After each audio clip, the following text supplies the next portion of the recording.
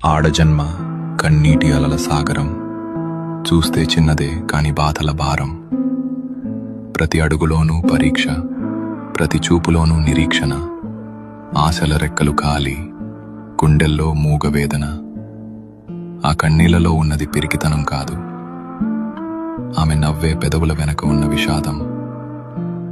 లోపల ఎన్ని గాయాలైనా బయట పడనీయదు, గతం ఎన్ని చీకట్లను తెచ్చినా తలెత్తుకు బతుకుతుంది.